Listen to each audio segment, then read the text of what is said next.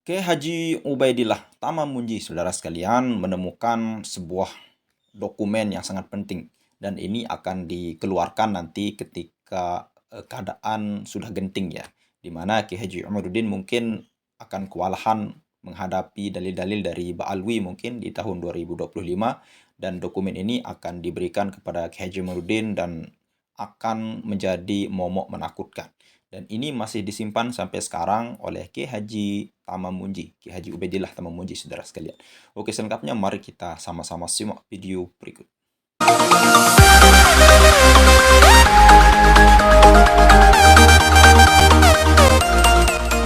Kiai Imad, kemarin dipertanyakan itu sama Dr. Soleh, itu ngapain itu Jenderal Dudung datang ke kongresnya PWI?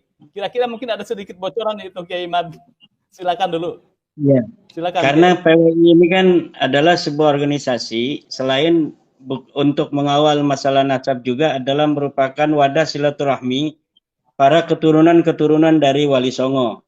Nah, kebetulan Pak Dudung ini nasabnya bersambung dengan keluarga kami.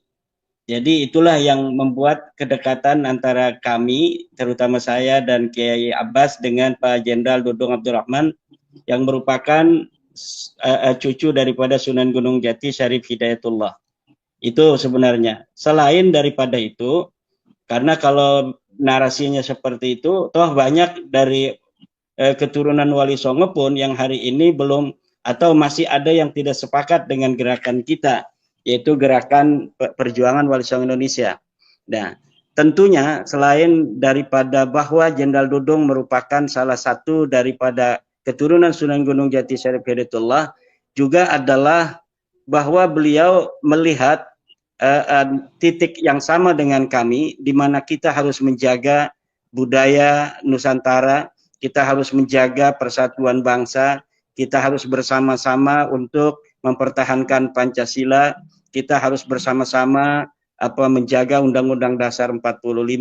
Keragaman adalah sebuah keniscayaan bagi bangsa Indonesia, bahwa kita memang ada dalam satu negara yaitu Indonesia, tetapi bersamaan dengan itu kita menyadari sesadar-sadarnya bahwa selain umat Islam sebagai mayoritas, ada saudara-saudara kita di sana dari kaum Kristiani, dari orang Buddha, dari Hindu, Konghucu dan lain sebagainya, yang semuanya harus dijaga, yang semuanya harus ditata harmonisasinya untuk bersama-sama menjaga keutuhan negara kesatuan Republik Indonesia.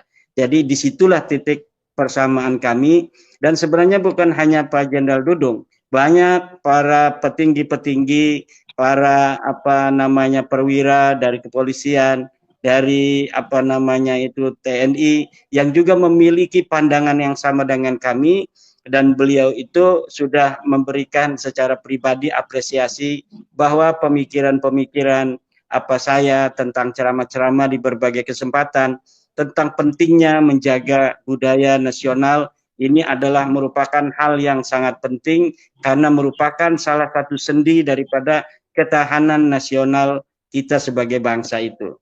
Itu demikian, Mas Yusuf. Oke, baik. Jadi jangan salah persepsi ini. Tidak ada intervensi politik ini, Dr. Soleh. Anda salah menginterpretasi kelihatannya. Clear. Clear ya. Oke, clear. Podcast hari. Ya. Baik, Kiai Ubed. Tadi sudah dipaparkan tentang bukunya Kiai Imad, yang saya juga sangat surprise terhadap terbanya buku dan juga kajiannya. Sinyalnya, Anda akan Mas. menambah. Halo, Kiai Ubed. Sinyalnya bagus ini, Ami. Ya, sudah bagus, sudah terhubung. Halo. Ya, Kiai Ubed agak tersendat nih. Ya, halo. Ya, Kiai, mungkin sinyalnya atau bagaimana ini? Sekarang bagus, Mas. Sekarang bagus. Oh, oke. Silakan Anda berkomentar. Tadi sudah dipaparkan tentang ini, ternyata ada buku yang dahsyat menurut saya, yang perlu menjadi sebuah referensi. Terima kasih, Mas Yusuf. Dalam abad kedua Nahdlatul Ulama yang mencoba ingin membangun visi fikih peradaban, saya betul-betul membaca perlu pembersih peradaban, Mas. Pembersih. Jadi NU itu tidak akan bisa membangun fikih peradaban sebelum ada orang yang melakukan membersihkan kotoran-kotoran peradaban, Mas, yang mengotori peradaban. Lah, Kiai, halo, masuk Mas Yusuf? Oke, lah, yang mengotori peradaban Lanjut. itu, lah, Kiai Imad itulah yang posisinya sekarang ini sedang membersihkan mereka yang sedang mengotori peradaban. Sehingga nanti akan memudahkan PBNU membangun fikih peradaban, Mas Yusuf. Karena PBNU itu akan kesulitan membangun fikih peradaban di NU abad kedua, memasuki abad kedua, tanpa adanya orang yang mau siap membersihkan mereka yang sedang mengotori peradaban. Nah, langkah-langkah Kiai Imad ini merupakan langkah-langkah yang sangat positif untuk PBNU membangun fikih peradaban dan sekaligus akan memudahkan NU untuk membangun fikih peradaban karena telah dimulai oleh Kiai Imad dengan melakukan pembersihan terhadap hal-hal yang mengotori fikih peradaban. Sehingga Kiai Imad ini memang harus belipotan, harus kotor betul ini dalam suasana yang belipotan karena membersihkan kotoran itu, Mas Yusuf. Sehingga harus bersabar Kiai Imad membersihkan kotoran-kotoran itu karena itu akan bermanfaat, akan memberikan maslahah kepada umat, lebih-lebih warga Nahdien, Mas Yusuf. Dan insya Allah saya tahun 2005 akan menulis buku, Mas Yusuf. Judulnya Kiai Imaduddin Utsman menggugat umat tercerahkan. Nah, dari beberapa pengalaman buku saya yang terbit, alhamdulillah menjadi buku yang bestseller. Dan saya memang tertarik itu, Mas Yusuf. Dan tadi sempat disinggung Ubaidillah diarahkan ke bin Maimun Al-Qadah, itu mungkin lebih menguntungkan Pak Ali. Mengapa? Karena masih ada wujudnya. Nah, posisi Kiai Imad ini betul-betul membuat titik nol. Membuat titik nol posisi Pak Ali, betul-betul bagaimana peradaban yang akan dibangun PBNU itu betul-betul memang betul-betul bersih. Jadi apa yang dilakukan oleh Kiai Imad itu betul-betul membersihkan sampai pada titik nol kotoran-kotoran itu sehingga akan memudahkan PBNU. Tapi tidak apa-apa kalau ada temuan yang mencoba sebenarnya lebih menguntungkan. Temuan yang mengatakan Ba'alwi bersambung ke Ubaidillah bin Maimun Al-Qadah itu sebenarnya lebih menguntungkan Ba'alwi. Karena memiliki jalur. Daripada tidak memiliki jalur kan lebih baik memiliki jalur meskipun geng Syiah katakan begitu. Daripada tidak memiliki jalur. Tapi ala kulli hal itu perdebatan, diskursus keilmuan yang akan terus berkembang pada tahun 2005. Terus kemudian Mas Yusuf yang kedua, nasab itu bukan akidah. Karena nasab itu bukan akidah, maka betul-betul dalam dialektika kebangkitan pemikiran hasanah keislaman itu terkait dengan nasab itu betul-betul harus rasional, Mas Yusuf. Harus empiris, lebih-lebih harus memiliki keberlanjutan. Jangan sampai tidak memiliki keberlanjutan, kesejarahan.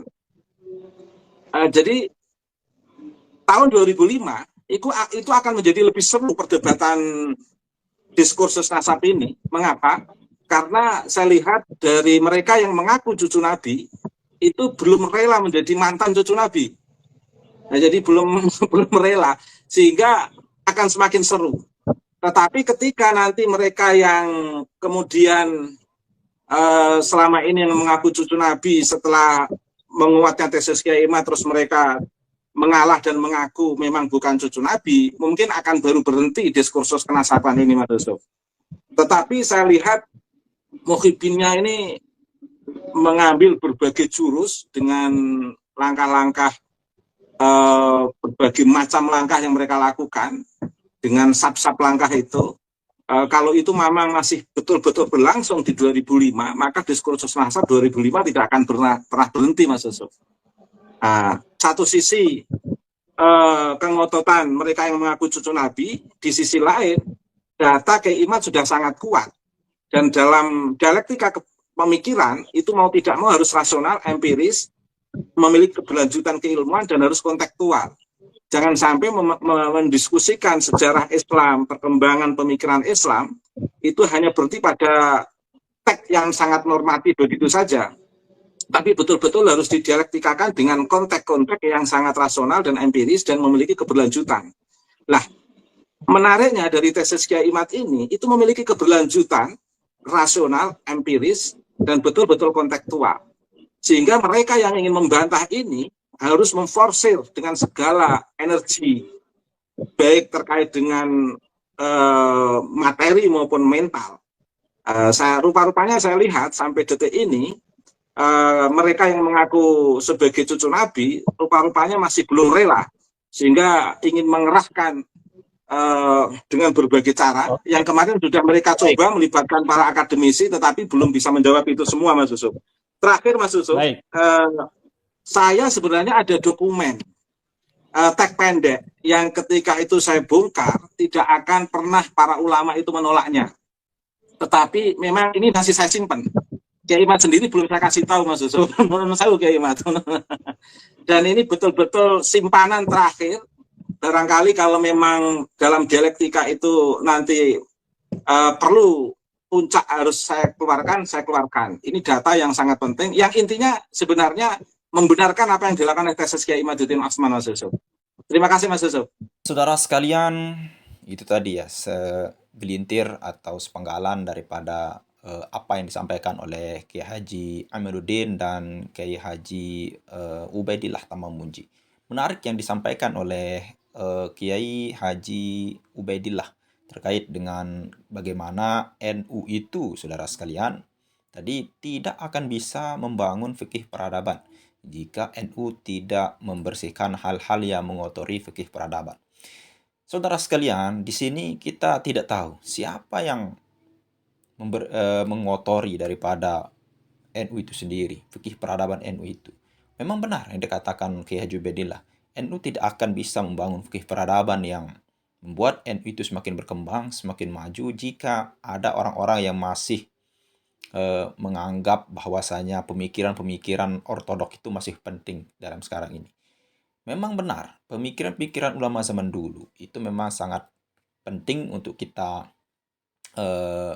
jalankan, untuk kita ikuti sebagai pedoman, saudara sekalian. Namun, kita tidak bisa berhenti sampai itu saja. Contohnya saja, ketika kita mengikuti pendapat suatu imam, misalnya. Imam itu akan berpendapat sesuai pada zamannya, saudara sekalian. Sekarang zamannya sudah beda, saudara sekalian. Sangat penting sekali fikih peradaban. Nah, jadi NU kalau masih berputar di dalam seputaran kitab-kitab, hukum-hukum dalam kitab, itu jauh akan tertinggal oleh Muhammadiyah dan organisasi-organisasi lainnya, saudara sekalian. Nah, ini sangat penting. Nah, jadi Kiai Haji Ubaidillah tadi menyebutkan Kiai Haji Imaduddin itu adalah sebagai pembersih yang ada di dalam NU yang mengotori NU itu sendiri. Walaupun notabene Kiai Haji Imaduddin untuk sekarang ini tidak berada di dalam kepengurusan NU ya, saudara sekalian, mungkin sudah diganti kepengurusannya, di PAW kan. Namun ini adalah hal yang penting untuk kita lakukan untuk menjaga NU karya Imam Asy'ari, saudara sekalian. Dan ada dokumen penting ini yang harus kita jaga. Jangan sampai ini bocor. Diketahui dokumen penting ini oleh klan Ba'alwi supaya nanti sewaktu-waktu Kiai Haji Imaduddin akan dikasih tahu oleh Kiai Haji Ubaidillah Tamamunji untuk sebagai senjata andalan atau senjata rahasia yang menghantam klan Ba'alwi supaya apa yang mereka kerjakan, apa yang mereka akui sebagai nasab, sebagai junjungan mereka, Saya ulangi, nasab sebagai junjungan mereka itu akan segera sirna, saudara sekalian. Kalau kita lihat sekarang, mereka diam, saudara sekalian. Ba'alwi diam. Kenapa mereka diam? Karena ada instruksi dari Robito Alawiyah. Semakin kalian bicara, maka kebodohan kalian akan semakin nampak, saudara sekalian. Makanya mereka diam sekarang, tidak pernah menggubris nasab lagi. Tapi satu hal, saudara sekalian, ketika diamnya mereka itu, seolah-olah mereka menganggap kita itu sebagai Ya, notabene sebagai binatang yang memperebutkan daging yang ada tulangnya, saudara sekalian. Ini, saudara sekalian, yang berbahaya. Mereka diam-diam, namun satu hal yang menjadi catatan kita, masih mereka menganggap diri mereka sebagai cucu Nabi, saudara sekalian. Sebagai keturunan Nabi. Padahal sudah jelas-jelas DNA sudah ada. Mereka tidak mau. Tes DNA digratiskan oleh pada Suka TV, oleh Pak Yusuf Mars. Mereka tidak mau, saudara sekalian. Maunya apa, saudara sekalian? Bahkan menganggap tes DNA itu adalah haram. Memang benar, tes DNA itu tidak bisa untuk membatalkan nasab seseorang. Namun, DNA itu bisa mengetahui nenek moyang kita sampai ribuan tahun yang lalu, sampai ke Nabi Adam, saudara sekalian. Justru ini sangat penting. Dan fikih peradaban salah satunya adalah bagaimana ketika kita mengkaji tes DNA ini, saudara sekalian. Mungkin hanya itu saja yang bisa kita sampaikan. Mudah-mudahan video ini bermanfaat. Sekian, assalamualaikum warahmatullahi wabarakatuh.